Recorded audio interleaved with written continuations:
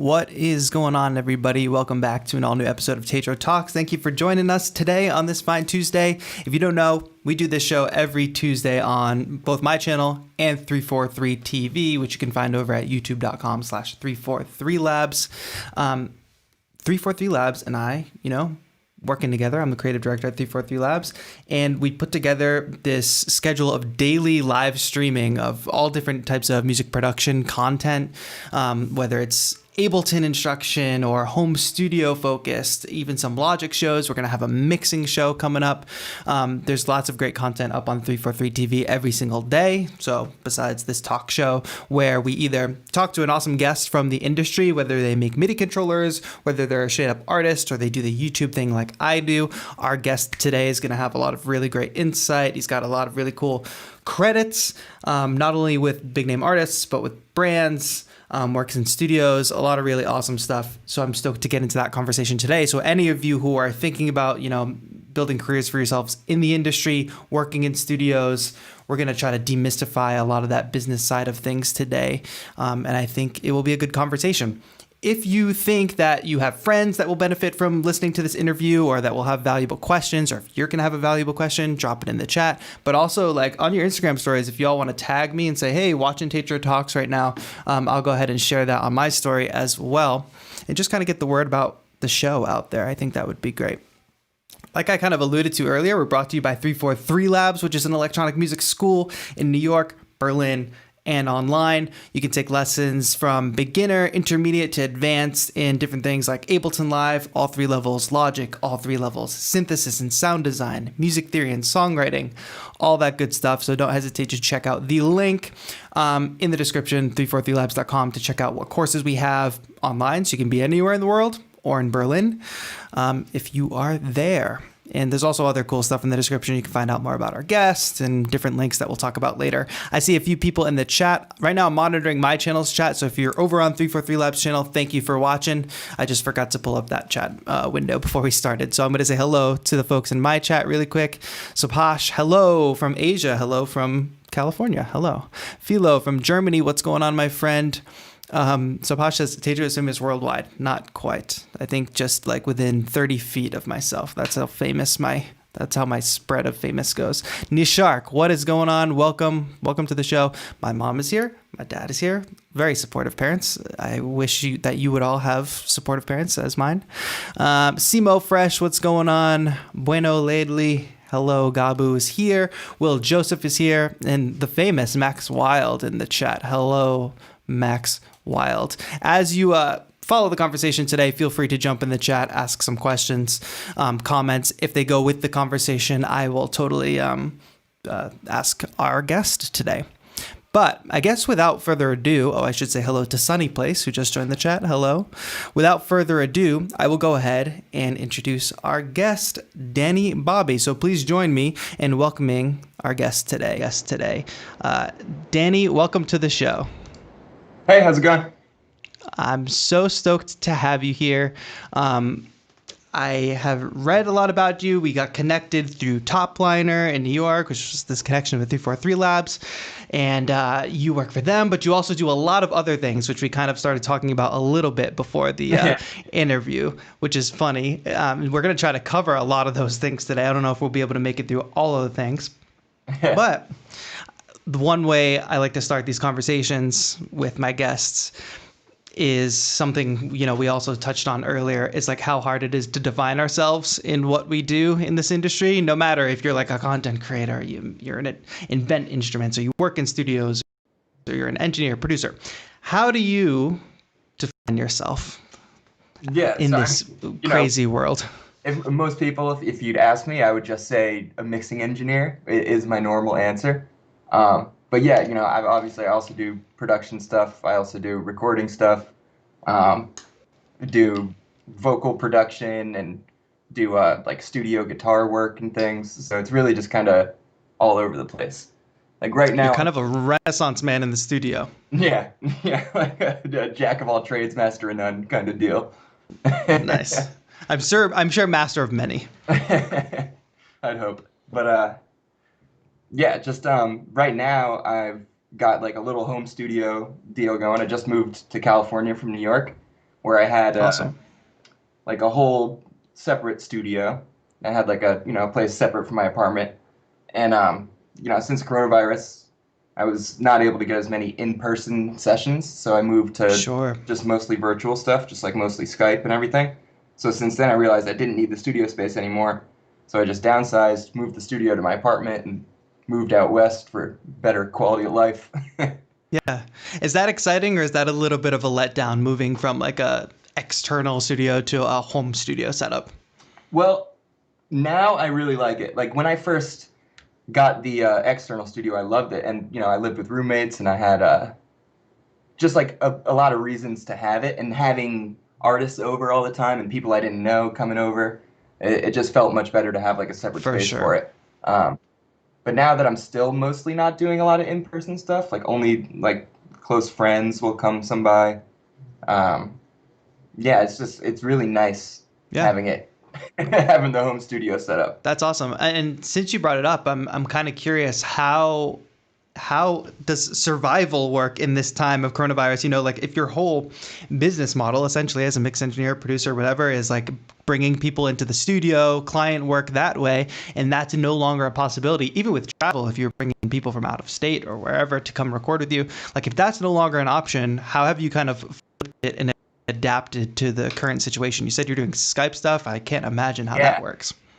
Yeah, well, that's the thing. That's like the big flip was just nobody was coming in for in-person sessions anymore, but so many people were still recording themselves and still wanted to work.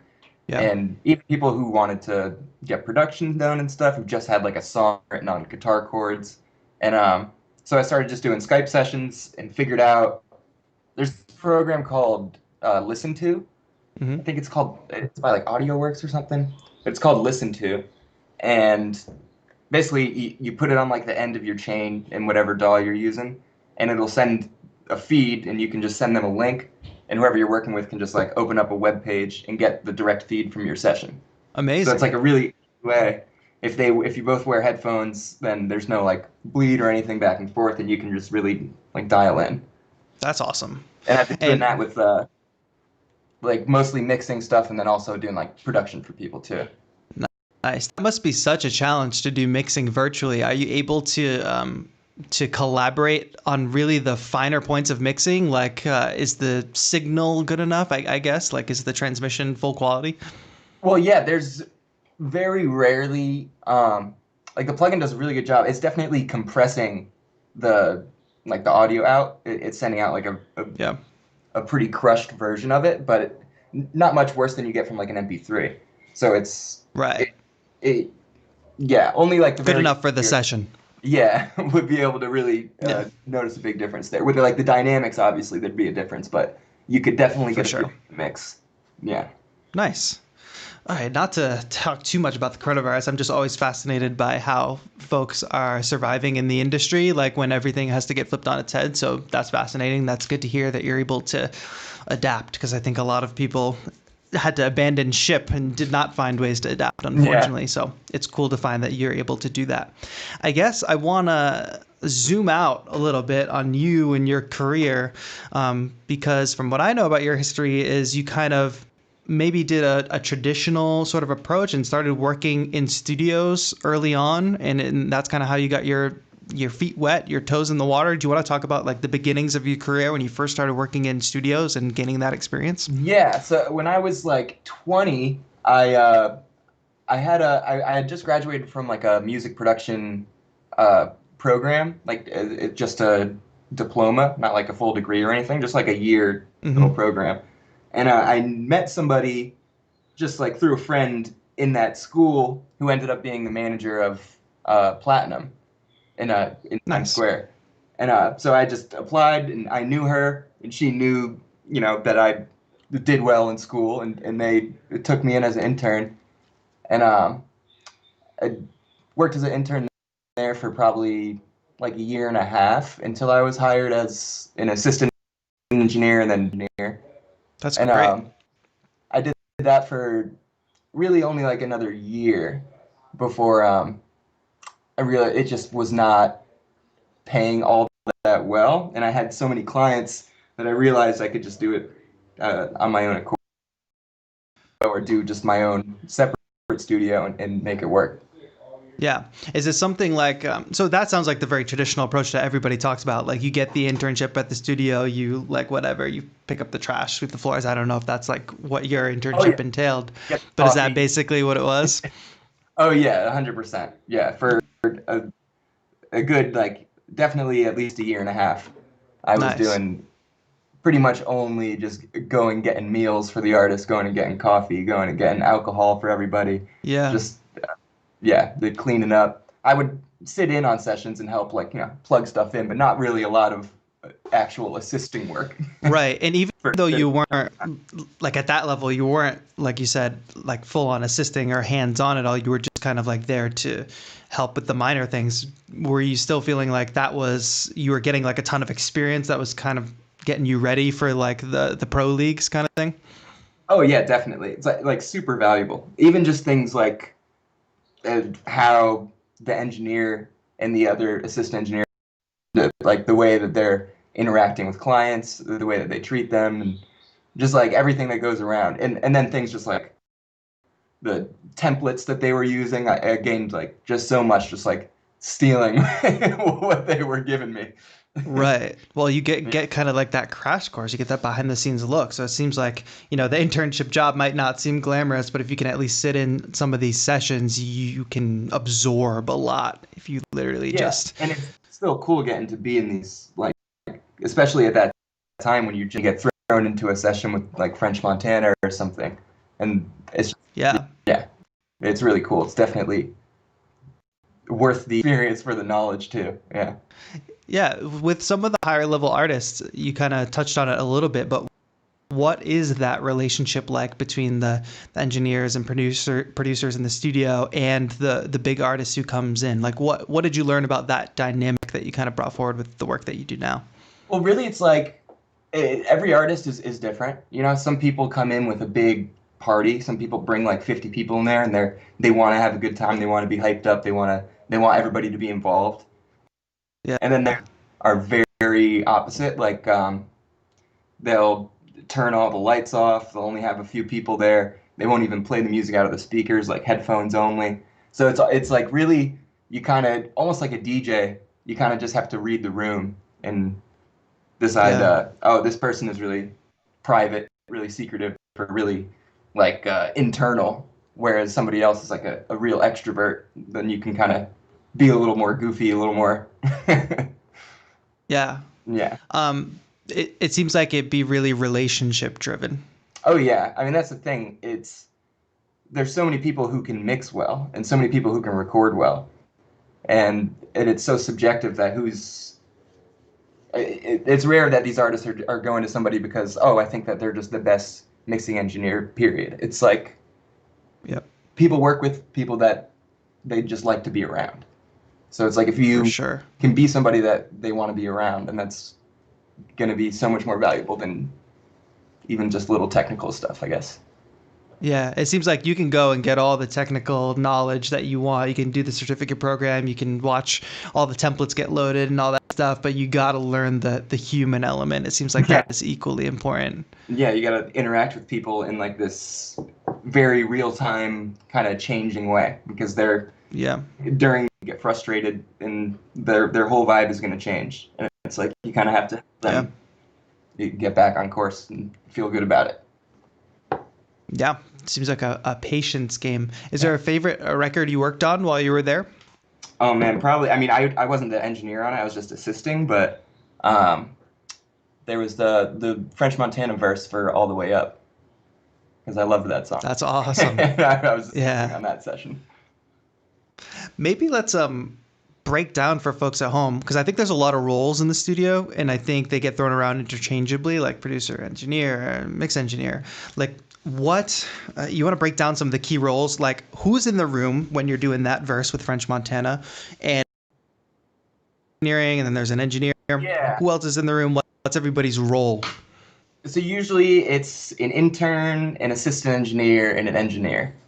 And an engineer is basically like the main engineer is at the helm is sitting at the computer, and the assistant engineer is just helping with everything else. So just anything that, patching cables, setting levels on the gear, just anything where you're not seated in front of the computer that needs to be done. The assistant engineer is pretty Right. much doing, and then the intern is Cool. doing anything else. Anything you like, Anything, somebody in the anything that you session need. wants to get blunt wraps from the bodega or something, just Yeah, like yeah, anything, coffee or for wine or sure. something. Yeah.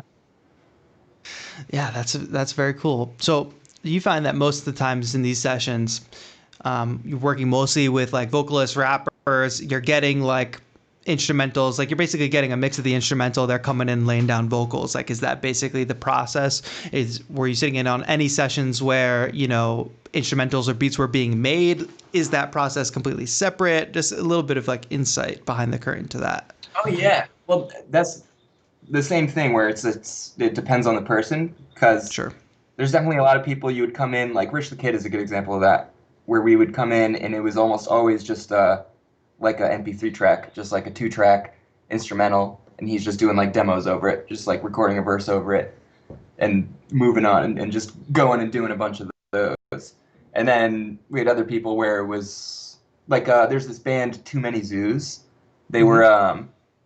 there's a lot of videos of them like playing in the subways in New York. They're like I've a probably seen one. three-piece. Yeah, it's like this dude with this big crazy bass drum setup with like bells on it, and then like a big baritone saxophone and a trumpet. But they recorded an album with us, and it was really there was like they were all recording together on the spot, like looping in, and then they would do dubs over it. So it's like a totally opposite process than just like the 2-track and put it in. And then there's kind of Right. in-betweeners where people will come with a producer and they'll kind of make the beat with them, and they'll be adding stuff while the person is writing and coming out. So they're kind of like in tandem making the song together. Wow. So it could literally be anything. You never know what you're gonna get. Yeah. Yeah, there's definitely a lot That's of dope. production in the studio. Like, it's definitely not just 2 tracks. There's definitely a lot of people come in and produce in the studio, and yeah. Nice. That sounds really fun. That sounds like a fun environment to be in. Yeah. Ultimately, you talked about, the pay not being so high and like building relationships to kind of do it on your own. Um, do you see like is the industry moving that way almost, especially now? I'm thinking that nobody's going to real studios anyway. Everybody's doing remote work. Like, Oh yeah. it seems like if the studios can't keep up with paying the folks who are in there, and if the relationships are being built with the person, they can just go anywhere and bring their relationships with them.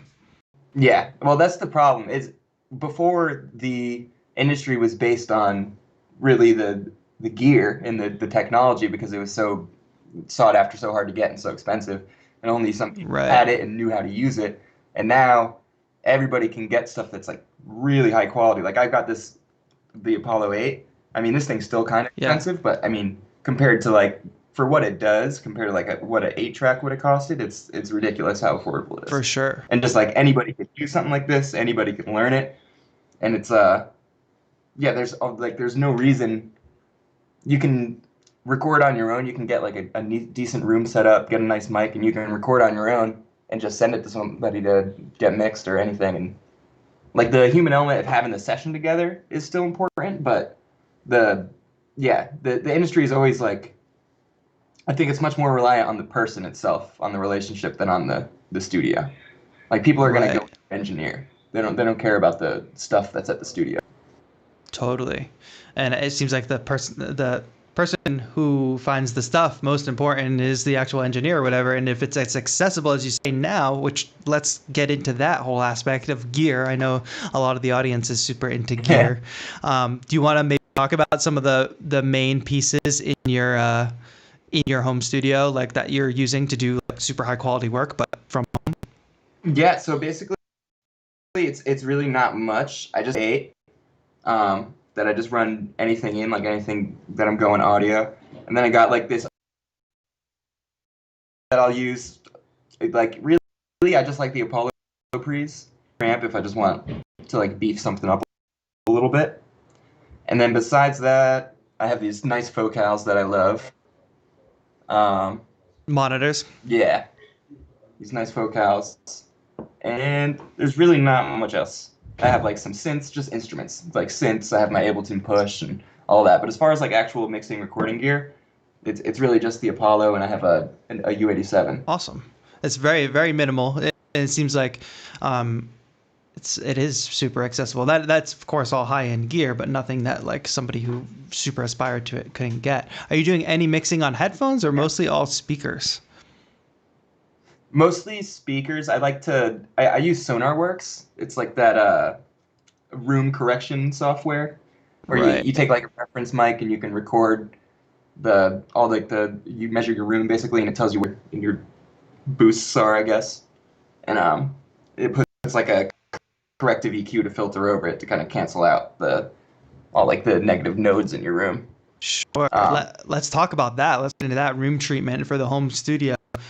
In addition to the sonar works, what are you doing to treat the room in general so that you're accurately hearing what you want to hear? Like, are you calibrating your monitors in the traditional way, panels, things like that?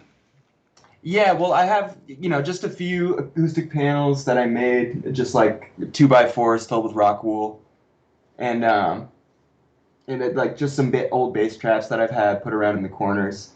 But besides that, it's really not all that treated in here.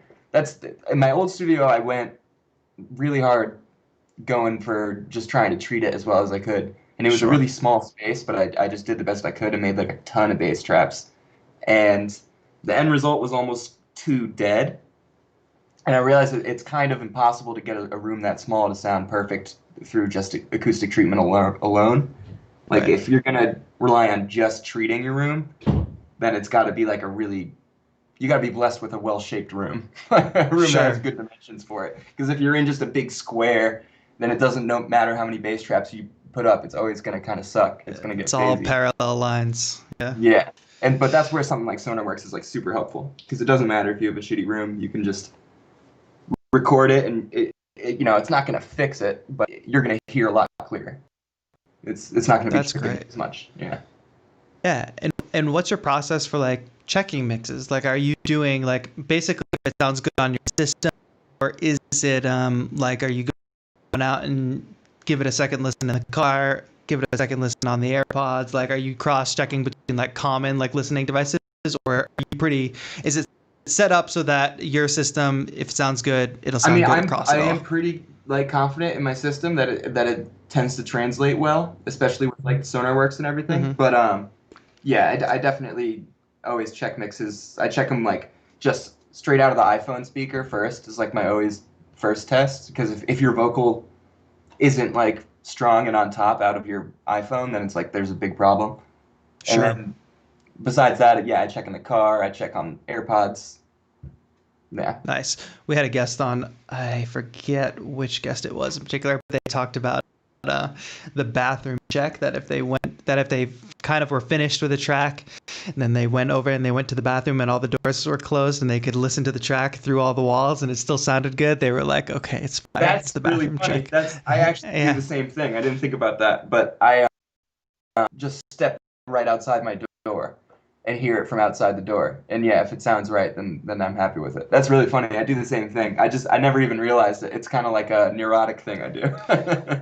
Sure. That's so funny. Um, let's this of what you're doing from home and how you're working with clients so that maybe folks, I'm thinking about the folks at home, maybe I could have this for a job one day. Maybe I could build towards this at some point. So bring me from start to you, what are they sending you?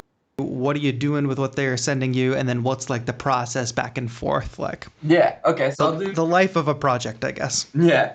So I'll for one I did recently. Basically, this artist he he plays a guitar, and he had basically a song written where he just had his vocals and he had a little guitar loop, and he just recorded the guitar himself, and then he recorded the vocal track over me and just sent me those two tracks basically.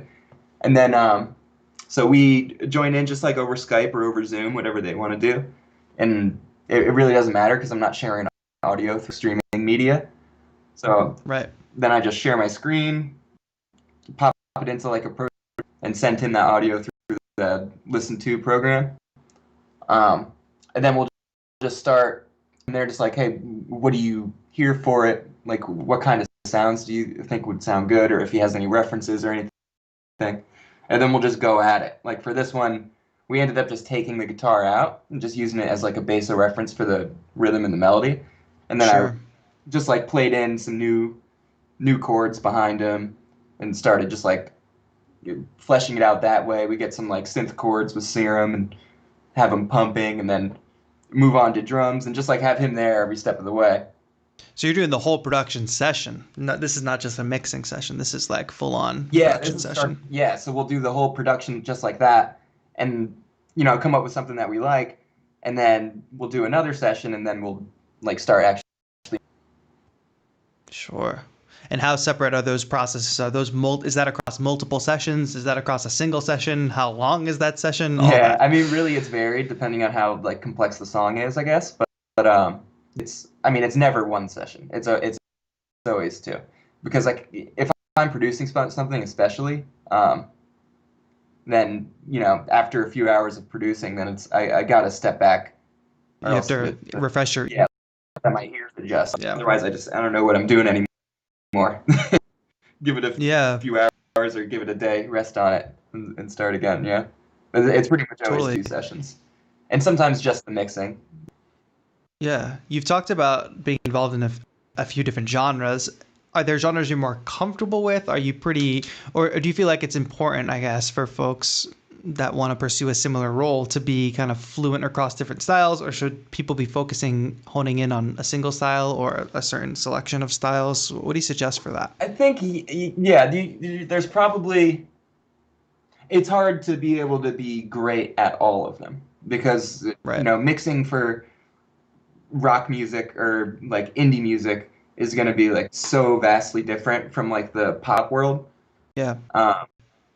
Not that you can't do it, and I know people who are great at both of them, and I think I can do it. But it's definitely, I lean more towards like the pop hip hop EDM kind of thing. Sure. Just pop mostly, and just everything revolves around the subwoofer in hip hop. It's all about the sub bass and 808s and drums and everything to just hit really hard, and that's very different from if you're mixing like regular country pop or something like that. But now with like modern pop music now is very similar to like the mixing with hip hop, and it's all blending together now. Yeah, it's all really heavy gradually. Yeah. I always think about that, because like when dubstep was first happening, I'm like, all right, what's the first song I'm gonna hear? Like, it's a normal pop song but has dubstep elements. And now, like, I think back then to that, and now it's like then there was Chainsmokers, and then there was like everything. Like modern pop music is basically just turned into like this branch off of EDM somehow. And even like hip hop sort of went that way. It's I a little bit of your mixing process for sure, and what some of the tools are, what some mixes that you're getting. Like I'm thinking from an artist perspective, right? They're sending you their stuff and they want it to be mixed. Are you seeing a lot of common, I don't want to say mistakes, but a lot of common things that you have to go in and fix when you're getting a recording from different artists? Are common things that people should avoid? Yeah. Like a lot of, I'd say the most common problem, especially in hip hop more than anything else, is usually not as much of a problem in softer genres or even just like pop. But hip hop especially, but really everywhere, the main problem I get is vocals that are just clipping. Is vocals that are just recorded too hot. Either clipping or just really close to clipping, where they're just, it's just too hot. Not enough headroom. Yeah. People, I think one thing that, especially if you're recording by like at home, people maybe don't know is just turn the beat way down. Is if you're just loading your beat in, you're loading your 2-track in and having it hit at 0, and then you're trying to record vocals over that, you're not gonna be able to hear yourself, and you're gonna naturally want to gain, and then you're gonna clip your vocals. So just turn your beat way down, like a good 4 or 6 dB, and record to it that way, and keep your vocal, a little less aggressive with the gain. For I, sure. I think less is more is the way to go with that stuff, especially with like modern condensers and preamps. You're so sensitive, you really don't need all that much gain. Diversity of artists that you work with and everybody recording at home. How important is like, of course, I think the microphone's like I'm sure stuff that's recorded on a middle like range microphone to expensive to lower range. Like, how important is that you're getting? Do you notice differences, and are you able to sort of bring out the best qualities of almost any mic? Yeah, and almost kind of genre specific too, Okay. where like for like say if you're making pop music, like you want a song to sound like a top 40 Billboard pop song, like it's going to be really hard to really clean, clear, bright pop vocal out of like $100 mic. But Right. if you're doing like aggressive hip hop that's distorted or aggressive rock music that are more distorted or just is supposed to be dirtier, I guess, then yeah, I wouldn't say it's crazy important to have like a really expensive condenser. I mean, especially not if you're yelling or doing something aggressive. You're better off with just like a Sure. stage mic, just like a regular 58 or something. Um, yeah, Really? yeah. I mean, if you're like really yelling aggressively into the mic or something like that, like good screamo stuff, Yep. condenser is not your friend. You're just gonna drive right through it. Just like a regular stage mic will do you. But yeah, it's Totally. I think I branched off. I forgot what the original question was now. No, we were just talking. Like, I think you answered it well. Like how much it really matters. I think the Yeah, genre specific thing is important for folks to know. yeah. That's the thing. It can be important to have like a nice, but you don't have to spend $7,000 on like a Neumann or something. There's great mics that you can get for under $1,000, but want that nice, clean and clear pop sound. You should treat your room well so you're not getting a bunch of reflections. You should get a nice, good, sensitive mic. Yeah. Yeah. Um, what is the mixing? I don't know if you've remixed you're working on, or if just every mix is so unique. Like, are you doing stuff like I don't know? Maybe you can just break down the process and is there a standard recipe are following? Maybe for a specific genre, like say a hip hop genre or something like that, where you're getting the whole project and you got to mix. What's your kind of procedure? What's the recipe for making that sound good? What steps are you taking? Well, basically, I'm like, so hopefully the files are organized. Like hopefully that's another thing when people send files is that hopefully they're organized where I have like lead and these are backgrounds, these are doubles, and so that I just know what everything is supposed to be. Because that can be confusing. You just get a Yep. track and there's just a bunch of layers, and you're like, you're not sure what's supposed to be the lead and what's supposed to be behind, and then you have to kind of go through every single track and figure it out for yourself. It just adds like a ton more work, and you're not even sure if you're going in the direction that the artist wants. So that's I think is important when you're sending files too, is just make sure you label them right. But yes, that's Yeah. how I'd really start out. Is just like whatever the lead is, especially if it's like vocal dominant. I'll find all the vocals where they're together and kind of give like a rough blend of like lead and back, and then I will usually just turn them off. I'll just mute all the vocals, and I'll just start with beat, and I'll start on like just the sections. So like drums, I'll go all the way from like the bottom to the top. So I'll start with like kick sound good with the bass. Okay, that sounds good. And what does that mean? Break down that and the kick sound good with the bass. What does that mean for the folks at home? Yeah. So basically, just making sure it's not like 808 and the kick are just like pounding through, making sure that they blend well. So I like to do like sidechain compression and stuff sometimes, or even just like little EQing out of the way for frequencies that are clashing. Like if your kick drum is hitting really hard at 60 hertz, also hitting really hard at 60 hertz, then you, you Get them out of the way. something needs to happen there to get them to not just slam together. Um, yeah, and that's so basically just way to blend in a way that they can sound like as big and loud as they can be without blasting away all your headroom. Sure. It's just like safe space saving techniques. I can't talk. Yeah. What are some of those space saving techniques? Because you want your kick to hit, cut through. You want your 808s to be big and boomy. Like, is it really, are you just carving out a little section there for that kick to peek through the 808? Or are you doing any kind of side chaining at all to make sure the Yeah, kick cuts through? really, that's another. It's like it also depends on the kick and a really clicky kick and like a really thumpy subby 808, and like the kick is peaking at like 100 hertz, and then the fundamental frequency for your 808 is like way lower, like 50 or something. Then that Yeah. you usually don't need to. You can kind of take care of that. Just like carve out a little spot for Yep. that kick to sit in your But yeah, if they're both thumping, if you have like a really bassy thumpy kick, and then you also have that big subby 808, then some sort of side check them out of the way. Right. So just whenever you kick the compressor on the 808, and just like duck it for a second to save that Totally. space. Because it's all about getting that space to be able to hit and be able to sound big and good, but without. Because if you're just leave it right on top of each other, both of those 60 hertz together, then you're like leaving really no room for anything else in your mix. It makes it really hard to then mix up your vocals and mix up the rest of your drums and everything. Yeah. Totally.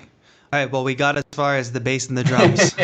What comes next? Yeah. Well, like bass and drums, and then just like setting the level of the snare. So like then I have, okay, this is where the kick and 808 are gonna sit. And then bringing in hi hats and just like all of the rest of the drums, like from so that they all sound good relative to each other, you know. And Right. then I'll bring So in. you got to make sure you're getting stems of like the whole kit, like tracked out. You're not getting like a single like file for a drum kit or something like that. You're getting every Yeah. stem. Like I will sometimes do like just vocal mixes for people over like 2-track instrumentals, but I like to like make it really clear that it's like only so much I can do like to a 2-track. If I'm like sent like a 2-track instrumental that's just like slammed, or even if it's not totally slammed, but just the way it's mixed is set in stone, and then I can't really fit in where I would want to put in the vocal into the mix. It's just going to end up always being kind of on top. Yeah. There's like situations where people just send me really great mixes for their 2-track, and it works. But I'd still, even in that case, I'd much rather have the control to be able to do things like sidechain to like a certain element of the song. Because sometimes I'll take like the vocal and sidechain it to like a lead that's in the background of a beat or something to make that lead not clash with it so hard. So yeah, it's definitely important to have all the stems. Very cool. I interrupted you. We were going through your process again, and we still haven't made it through the song. I think I got through drums.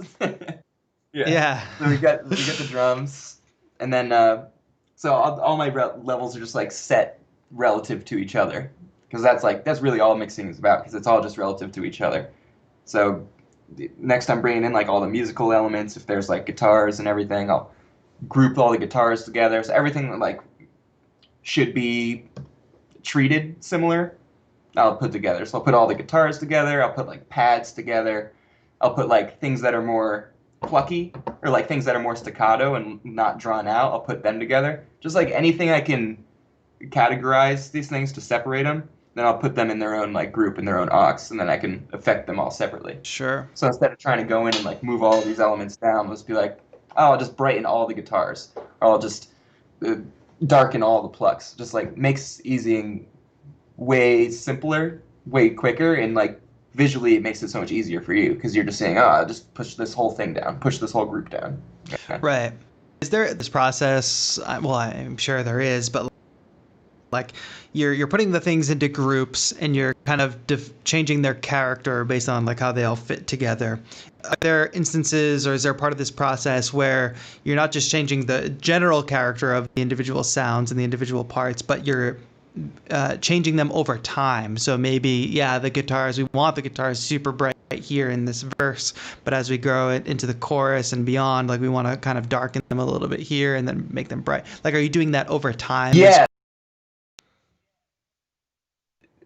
That's usually like the end stage of the mix is all like the automation stuff is anything that's like, oh, I think this should move over time.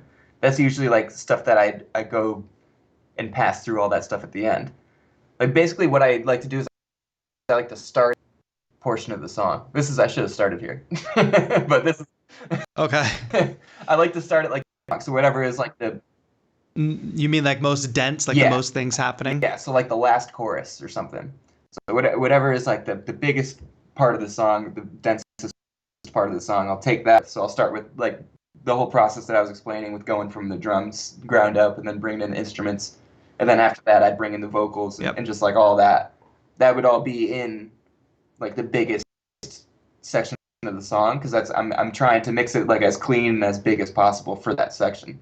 So then once you move into like the smaller sections, then you have like so much more room in those sections since you've been mixing for the top, you know? Right.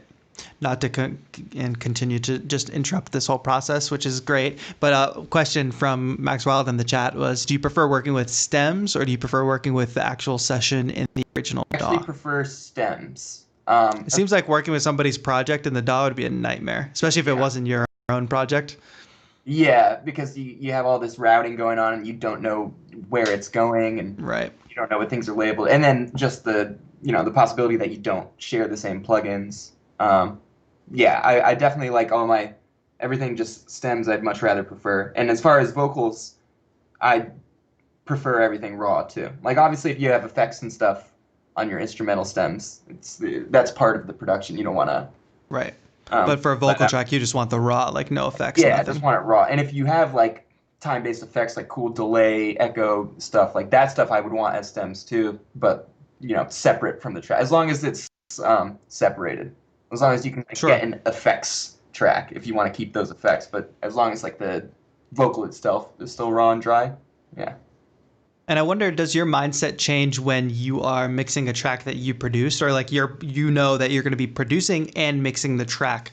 So I feel like with other people's stuff, you're like, okay, like obviously I just want the stems. I don't want to deal with any of your process. I can just take what you have and mix from there. But when you're a producer, you always have, well, it could go back and change this, or I could go back. Like, is there a change in mindset there, or are you very strict with it, even if you're the producer, where it's like, when we're done with the production session, I'm exporting, and now I'm just working with the stems, or do you have a little more leeway with yourself? Well, it kind of a little bit of both, where I definitely oh,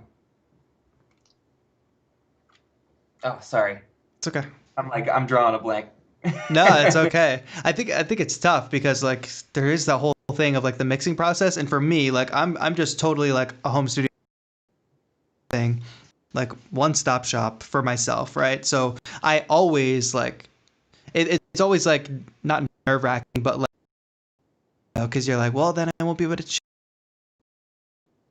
like, well, you don't need to change this or that. You just need to accept it. Oh yeah, No. that's what I was gonna say. Because most of the sessions like if we're doing production, I'll start them out in Ableton, and I'll just be working mostly in Ableton, and I'll print all my stems by the time we're ready to like mix in the vocals and stuff. Then I'll print that all out and I'll bring it into Pro Tools. Right. Sometimes I'll start in Pro Tools and I'll like switch in between and I'll just like make a little melody in Ableton and print it out. But that's most of the time once I've moved on into the mixing phase, like I'm not cut off from doing more production. It's just moved to like audio only. So it's like I'm printing everything, and if I'm gonna add something, it's gonna be audio. Like it's gonna be I'm playing guitar in or I'm manipulating the audio in some way. But yeah, so I'm definitely still doing production stuff, but it's pretty much all audio. I'm not really working with MIDI after that point. Sure. So you draw on that line in the sand, and even if you have to add something, you're printing it to audio and putting it in the session that way. Yeah, exactly. Cool. There's another question in the chat from Bradley, like asking for a little explanation of what you mean when you say 2-track. So like when you explained that whole thing of like you get a vocalist and they just have a 2-track. Like what does that mean? Oh yeah, so a 2-track is just like an MP3 file or a WAV file. It's called a 2-track because it holds 2 channels of audio, so you can put it into like a stereo audio track in your DAW. It's confusing because people think of it as like one track, but it's one stereo track, which is like 2 mono tracks panned left and right. It's yeah. Another question from the chat is, because you talked about wanting the separate reverbs and delays and all that. Are there instances where you get those, but then you maybe end up adding in your own reverb and delays and kind of not using what got sent your way? Yeah, like especially if it's just like a hall reverb that's just over the whole vocal, like something like that. I'll usually just mute it, and I'll usually just add in my own reverbs. Um, Yeah. but if it's like a delay swell or something, like if it's like a creative effect, then that I'm printing and I'm leaving, and I can like sometimes I'll manipulate those a little bit, like EQ them or something. But um, yeah, for the most part, I will keep stuff that's like creative effects. But as far as just like, oh, this is supposed to be just like a hall reverb or something or a slap back delay, Yep. I'll usually cut that stuff and just recreate it. Cool. Is that so that you can have a little more control, or you just like the sound of the stuff you use over whatever you're getting? Yeah, it's a little bit of both. Like, I mean, there are instances where I have just left the verb because I just thought it sounded really good. Mm-hmm. But it's usually because I want a little more control, being able to like maybe change the decay time and stuff like that, or yeah, Nice. or in like the grouping and stuff. But I guess it works with audio as well. Yeah. Sure. You want so it does sound like you are mostly an in the box kind of guy. Yeah. Is that accurate to say, would you say? Stuff. I used to be like really into uh, looking for new gear, but I really think um, like especially in the last 4 or 5 years, how great the technology has gotten, especially even in like plugins and stuff. Like the Fab Filter is so accurate and so easy to use. And then Yes. You're bringing it the direction I want to go. Tell me all the magic stuff going to for like pretty much every product. yeah, but always standard is like a bunch of Fab Filter stuff. So like Fab Pro Q3 and Pro C and yeah, there's got to be, they have the gate I like to use a lot. Mm-hmm. Um, just like any dynamic effect, compression or EQ, anything, any dynamic effect where I'm just trying to like actually uh, like fix the audio, I guess. Yeah. That's like Fab Filter is my go-to for all. I think of And tell me what's so great and rave about Fab Filter. Not to say do a commercial, but like what's so great about it? Like what brings it to the next level in comparison to other plugins for you and your ears? it's really just like it's the actual like interface. It's how easy it is to use, like the user interface. It's the analyzer for one is like super accurate, more so than like any other EQ I've seen, where you can like change the I don't know the like the it's like the scale, so you can like kind of look deep Got it. into the EQ, I guess, so you can like see the peaks Yeah. even tightened. So you can change the scale and you can like get really tight and see into your frequencies, and then you can. It's basically a system where you can just like click and drop a band, and it's just endless. So it's not like you're limited to 8 bands. You just an endless amount of points that you can add, and you can have like 50 points on one little curve that you're trying to do. It's just like it gives you too much control, basically. Yeah. Sure. You want to give me an instance where you're like maybe exerting a little bit too much control on an audio track, like something where you would have maybe not 50 bands, but something like if somebody opened the project file, they'd be like, a crazy person. Yeah. Yeah. Yeah, like just like shelf something a little bit, where I should have just Mm-hmm. used a shelf EQ, but instead I've like put on a filter and then I've You went through one by one 5 points until it trying to became a level it shelf. out. Yeah. It's trying to get it to like even flat down here before 200 hertz, then have it like kind of come back up at 200. It's like I could have done that with a shelf, but Yep. yeah. But it's just you can like make any curve you want with it, and it's super easy to see what you're doing because the analyzer makes it like accurate too. Nice. And the Uh, Pro C. yeah, let's talk a little bit more. Other than Fab Filter, you said Pro C? Yeah, I mean that's also Fab Filter, just like all the Fab Filter stuff. They're like Right. their compressors and stuff too. I'll use for like my side chaining and all that. Anything that's like dynamic tools, and then for like creative effect stuff like reverbs and delays and saturation and that kind of stuff, I like Sound Toys is really my favorite for all that stuff. Nice. What particular plugins from Sound Toys? If you had to name a few, I Like guess. Decapitator, I use very often on like drums and on bass and anything that I feel like needs a little grit and needs to darken up a little bit. I really like it for like Sure. it has that little brightness darkness knob, and you can just take something like a whole set of guitars and give them a little drive and Decapitator, and then just like make it a little dark, slide it into the dark, and then it's basically just like a tilt. It's like a EQ tilt where it shifts the whole frequency towards the back end. So it's just stuff like that. It's super useful for making stuff heavy. uh, Absolutely. what else from Sound Toys? Echo That's Boy. Echo Boy is like my go-to delay. oh nice. Yeah. That's great. And you just become super familiar with these tools, and I think that's the thing about it too. If you find something that like think sounds really good and you get super comfortable with it, it becomes your go-to. I think a lot of us have a tendency to try the new thing and the next thing, and let's try something different. But it seems like, especially for you and the work you're doing, you got to find the tools. Like you don't got to go buy a new screwdriver every time they put a new screwdriver out. You know, you have your It's yeah. screwdriver that you like And because that's it why works, and that's I what you think of use. all that stuff as like my like toolbox. Like that's like the dynamic tools for fixing stuff. And then there's the whole other lane of like, you know, VSTs and things that are just more creative plugin for production than the mixing and technical side, I guess. Yeah, yeah, less of a I don't know. It's more creative, I guess. Yeah. That was about. I'm sure it's different for each instance, but are you mostly putting things at the on the sends or on the tracks themselves? A little bit of both, and maybe explain situations where you would do one way or Yeah, the that's a other. good one actually, because basically pretty much any dynamic effect like EQ or compression, um, just like what I was talking about before, anything that's like I'm just trying to control the audio, that I'm doing all on the track for the most part. If I have like a group of something like a group of guitars, sometimes I'll do all that stuff together just over the group.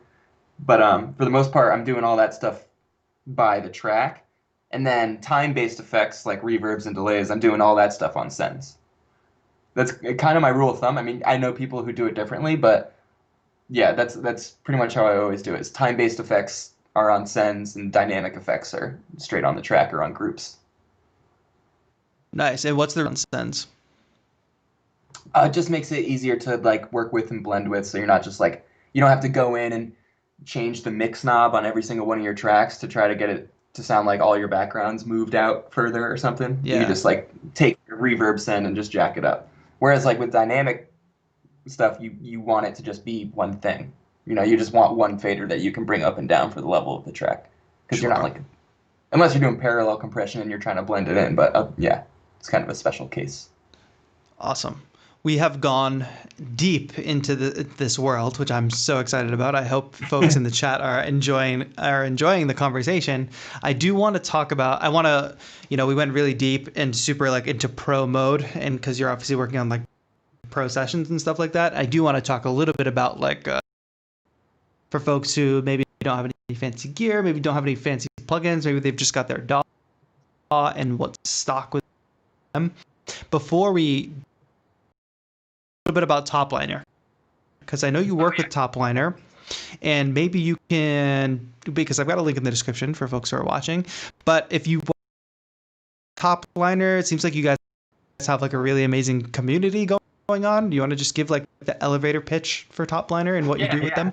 So Topliner is a it started I think 4 years ago or so, and in New York, and basically what you do is we get like 10 teams together of like five, or I think it's like 4 or 5 people, and it's usually artists, producers, engineers, anybody who has like or singers, just like anybody who has value into the music making can join, and basically they get like divided into groups based on their roles. So they'll try to put like a producer and a songwriter and a singer and a engineer in every group, and Building work teams. together. Yeah, and they'll like do these little meetups throughout the weeks and like come up with a song, and then they go to the judges for, or like the instructors will help them guide them like, oh, how they can make this better for next week and stuff. So it's just like a little camp to try to every group basically gets like a finished song at the end of it. Yeah. And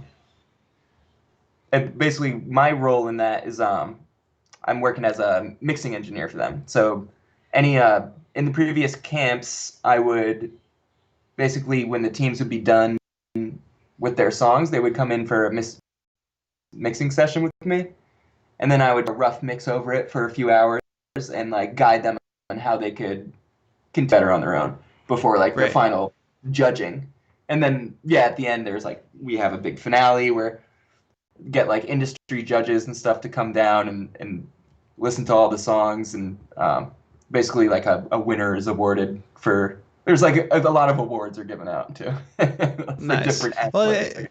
Yeah. it just seems like a great community connection point. And I know that they're doing beat battles too, because I'll be judging the October 29th beat battle, which is super exciting. Oh yeah. And folks who are like interested in everything you just talked about, and like I'm sure it looks a little different now because of the situation we're all in, but you should at least check out the Topliner Yeah. website to see how you can get involved, because a lot of stuff is digitally would seem like you don't necessarily have to be in New York to get involved and to make Yeah. connections, build a community, learn some stuff. I'm also doing mixing through the book me through that Awesome. website.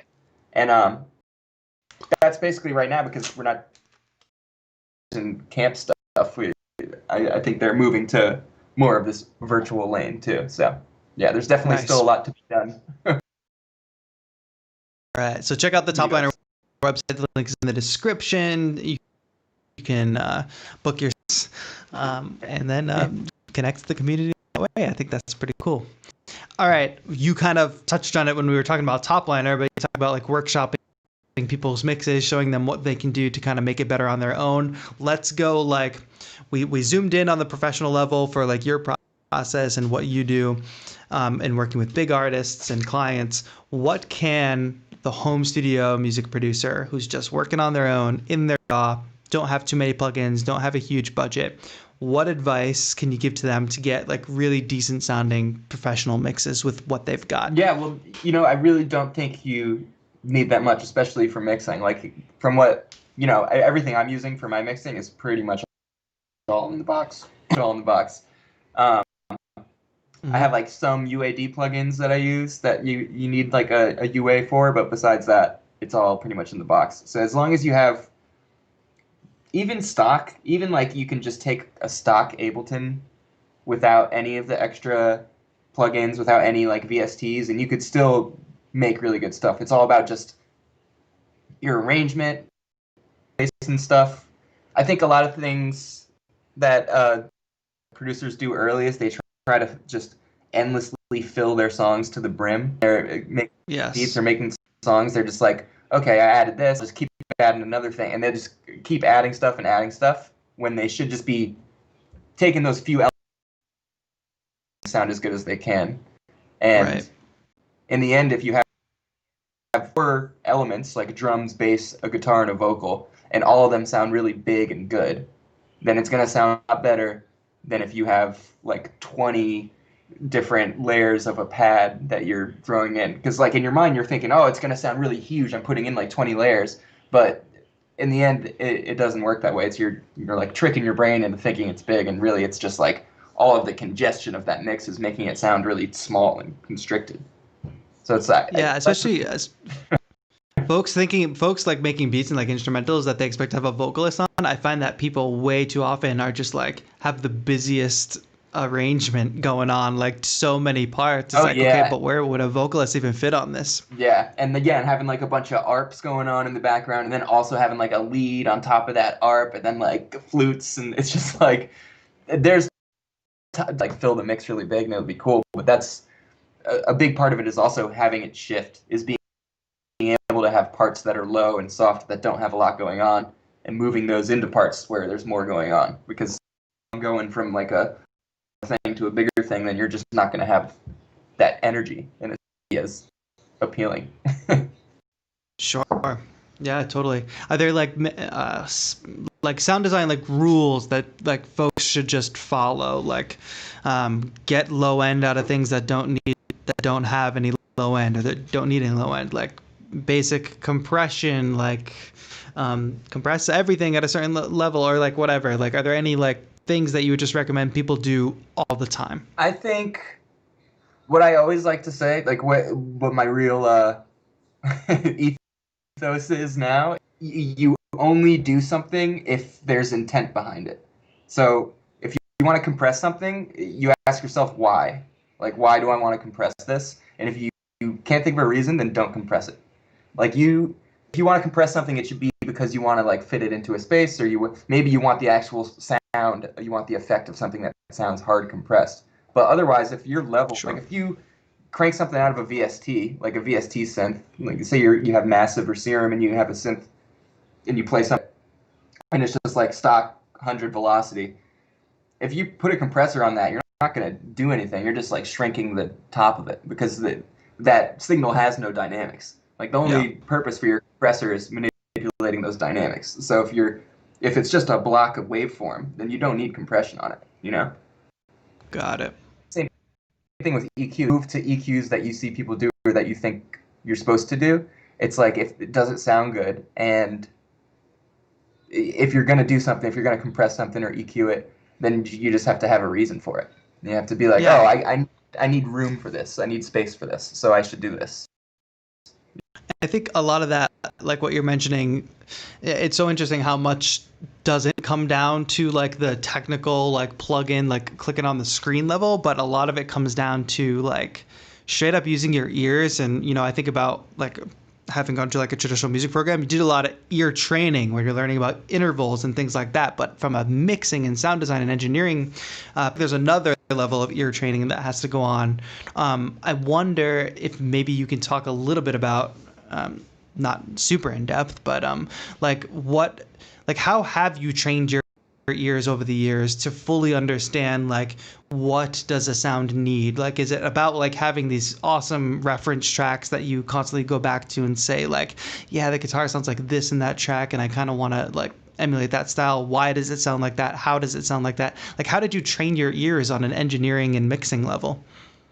Yeah, I mean, definitely like that is part of it. Like just listening to songs I really love or songs I grew up a lot, and just trying to figure out why I like it so much. Like there's this System of a Down album, Toxicity, Of and course.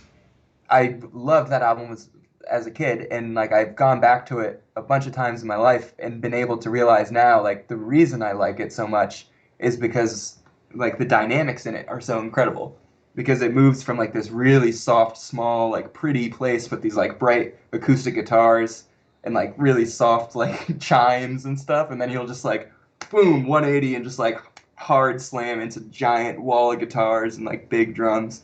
It's just like stuff Yes. like that. So it's and over the years you just realize I never I never like set out to train my ears. I was never like, okay, I want to make my ears better.